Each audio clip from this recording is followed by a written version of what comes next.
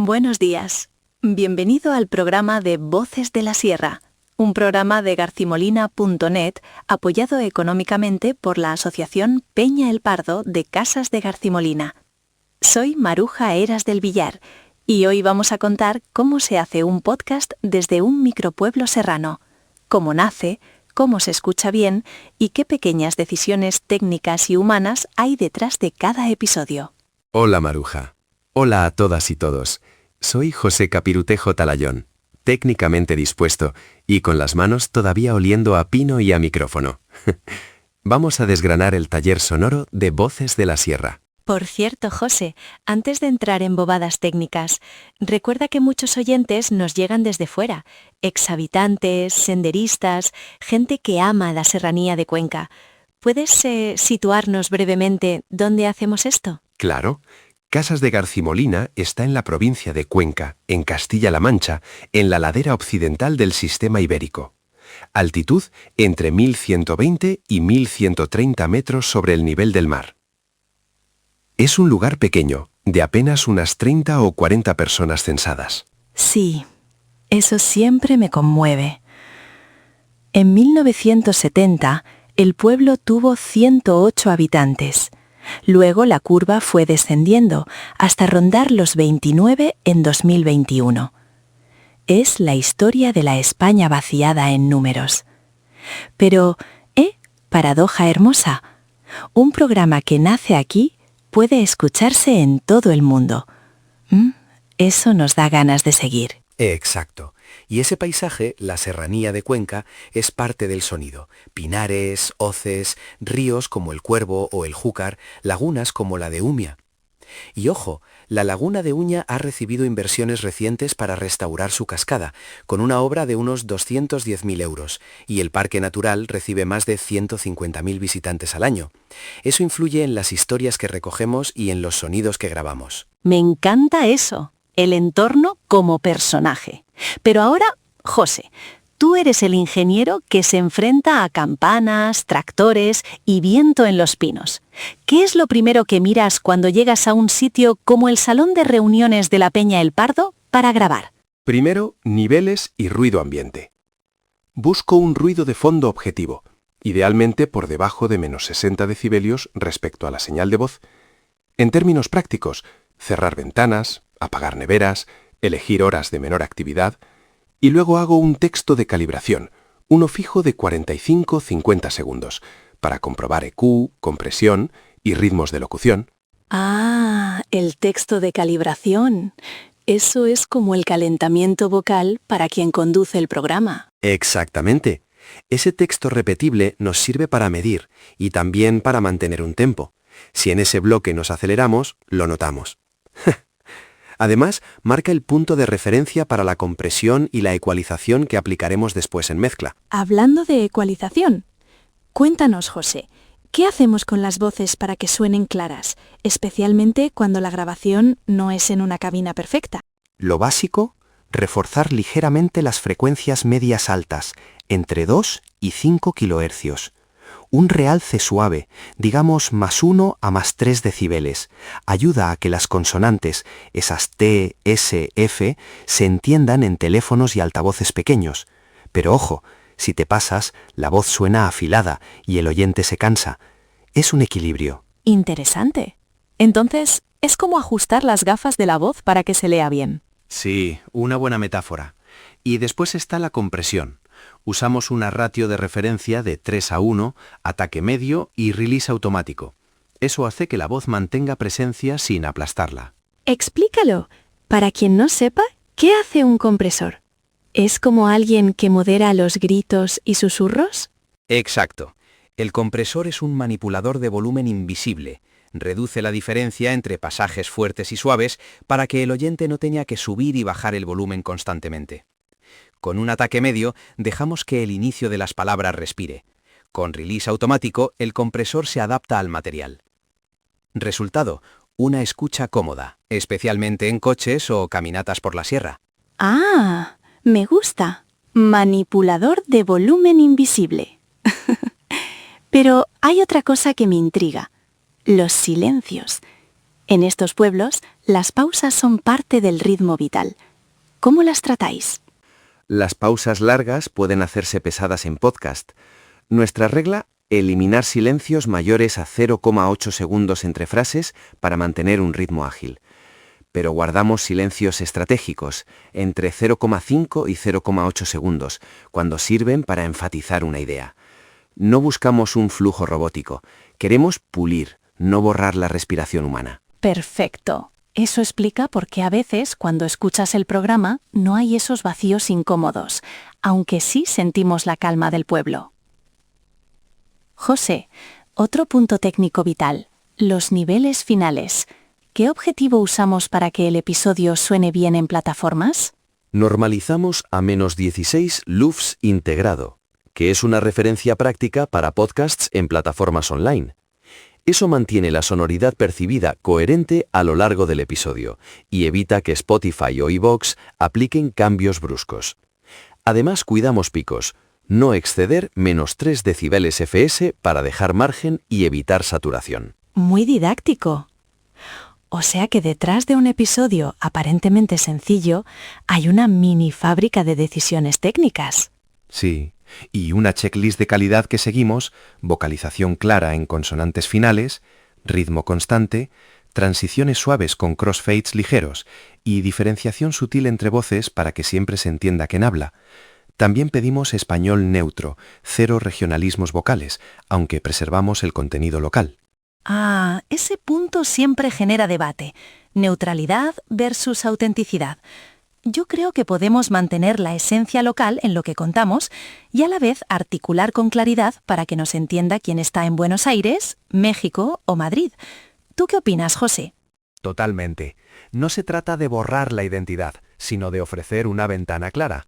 Además, la diferenciación sutil entre voces, por ejemplo, un poco más de reverb en la voz del entrevistado o un paneo leve, ayuda a identificar roles sin caricaturizar. Totalmente. ¿Cómo gestionáis respiraciones? Porque en directo se oyen esos resoplidos y puede distraer. Las respiraciones no se eliminan por completo. Suenan humanas, pero atenuamos resoplidos fuertes y evitamos que una inspiración caiga en una palabra clave. Técnicamente hacemos ducking o pequeñas bajadas de ganancia en la respiración y cortes suaves cuando son demasiado evidentes. Genial.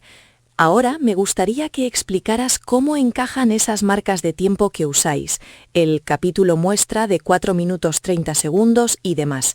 José, ¿por qué esas referencias? Esas marcas nos dan disciplina narrativa. El capítulo muestra de 4 minutos 30 más 15 segundos es un bloque tipo introducción breve, desarrollo central y cierre. Nos obliga a estructurar ideas y a no divagar. Y el texto de calibración de 45-50 segundos fija el ritmo inicial y deja el punto técnico listo. Así que no es rigidez, es estructura para que el oyente sienta un paseo, no un laberinto. Me gustaría añadir algo humano.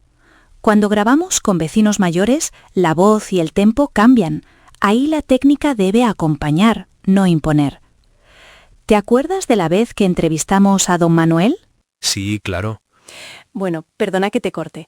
Don Manuel tenía una manera de hablar pausada y nosotros respetamos los silencios, pero los ajustamos mínimamente para mantener el flujo. Fue emocionante. Y la historia de cómo el pueblo bajó de más de 100 habitantes a menos de 40, eso hay que escucharlo con calma. Totalmente. Y además, desde la mezcla puedes realzar sonidos del entorno. El viento en los pinares, una campana lejana, el rumor del río. Los dejamos como textura cuando ayudan a contar la historia, pero siempre controlados para no superar la relación señal-ruido que buscamos. Totalmente. Y hablando de esos sonidos, ¿cuál es tu truco preferido para que un ambiente suene real, pero no distraiga? Usar capas bajas y automatizadas. Ambiente a bajo nivel con un filtro de paso alto suave para que no enturbie las frecuencias de voz. También paneo sutil para dar espacio sonoro. Y si es pieza fija, guardamos una pista de ambiente limpia, por si hace falta empujarla o rebajarla en la mezcla final. Muy técnico y muy poético a la vez. Para terminar con la parte práctica, ¿qué chequeo final hacéis antes de subir el episodio a podcast.garcimolina.net iVoox o Spotify. Revisamos checklist, LUFS integrados en -16, picos por debajo de -3 dBFS, ruido de fondo inferior a -60 decibelios, coherencia de EQ entre voces, compresión adecuada, silencios mayores a 0,8 segundos controlados y lectura final de créditos y metadatos para plataformas. También comprobamos que el tema musical de cierre esté correctamente insertado y etiquetado. Perfecto. Y el tema musical nos recuerda a la identidad del pueblo. Pequeña curiosidad, muchas veces elegimos música de creador local o libre de derechos para mantener ese espíritu de kilómetro cero cultural. Sí, y además nos ayuda a cerrar con una sensación de pertenencia. La música final es la firma, marca el fin del paseo sonoro y deja al oyente con una imagen del lugar. Antes de despedirnos, José, ¿qué consejo darías a quien quiere empezar un podcast en un pueblo pequeño y no tiene muchas herramientas? Empezar con lo esencial: un micrófono decente, un lugar silencioso y una estructura clara. Usa un texto de calibración para controlar niveles, aplica una EQ suave en 2,5 kHz para la claridad, compresión moderada, 3,1, y normaliza a -16 LUFS. Y sobre todo, recoge historias con respeto y escucha. Muy buen consejo. Y yo añadiría, conecta con la comunidad. Voces de la Sierra nació porque la Peña El Pardo creyó en ello. Ese apoyo local hace que un proyecto pequeño tenga eco grande. Totalmente. Comunidad, técnica y paisaje, la triada que sostiene el programa. Bueno, llegamos al final. Gracias, José, por compartir el taller sonoro. Gracias a ti, Maruja, y gracias a quienes nos escuchan desde la Plaza del Pueblo o desde otra ciudad. Gracias a ti, Maruja, y gracias a quienes nos escuchan desde la Plaza del Pueblo o desde otra ciudad. Si te ha gustado el programa, puedes descargarte más episodios desde podcast.garcimolina.net. También es posible escuchar este podcast en plataformas como iVoox o Spotify. Ahora te dejamos con un tema musical. Por la baja sierra suena un murmullo al despertar. Garcimolina se despeina con el viento del pinar. Pico la peña vigila, Peña del Pardo al compás, y el talayón Monteviejo marca el paso al caminar. Ay, Garcimolina, pueblo de luna fina, de esa que abraza, hombría que encamina. Ay, Garcimolina, tierra que nunca olvida. El lavadero canta, las nogueras dan vida. En el tornajillo el eco cuenta historias sin final, de pastores y de inviernos, de un verano mineral. Cerca la umbría cruza el agua como un hilo celestial, y en la dehesa el silencio tiene un brillo vegetal.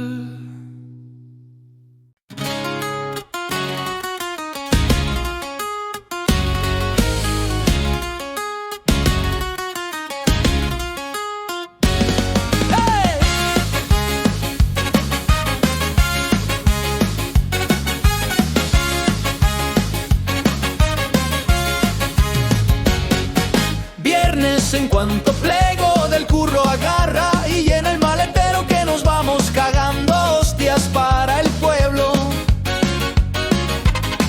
Subimos el portillo de Buñol, pasamos Requena y San Antonio y en unos minutos el desvío en Utiel. Sin Arcas, Casillas, Talayuelas y enseguida vemos a lo lejos el castillo, Landete, Los Huertos, Moya, Santo Domingo.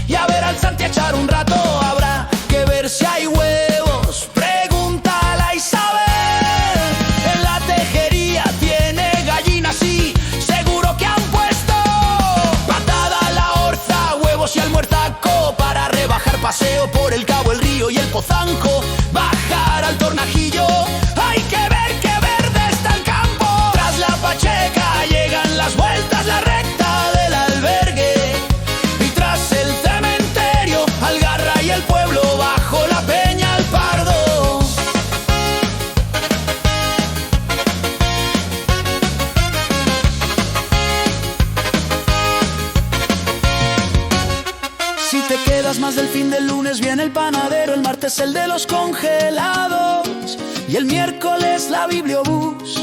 Coge libros para el jueves y el viernes haz cola pa'l panadero y compra ensaimada o curasán.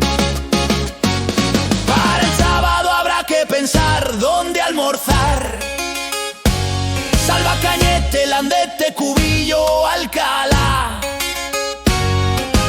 Menos pico fino y más panceta y pan a tostar. Tras la Pacheca llegan las vueltas, la recta del albergue. Y tras el cementerio, Algarra y el pueblo bajo la peña, el Pardo.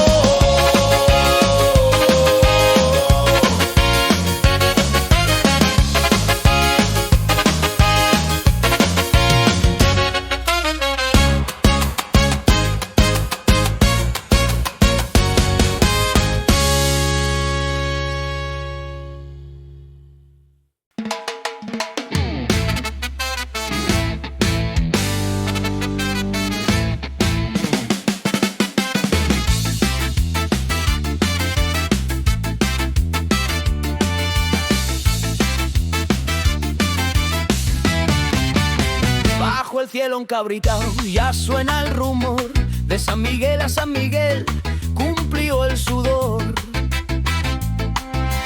Arre que por mucho trigo nunca es mal año y hoy la cosecha es ritmo en el paño. Hay serranía, sabiduría, refranes de antaño pa' la melodía. Cuando el grajo vuela abajo, nosotros a bailar en el pozanco. Ni viña en Cuenca, ni pleito en Huete, un abuelo y una abuela van al andete.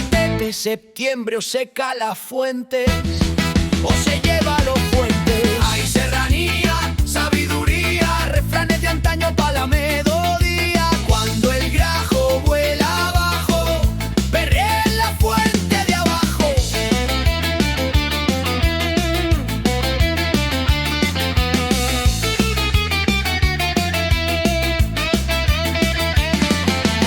Y si la cuerda se rompe por lo más flojo, se hace un nudo más firme con lo puesto. Cuando el invierno primaverea, la primavera invernea.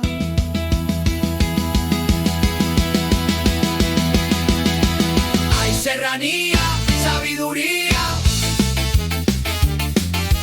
cuando el gran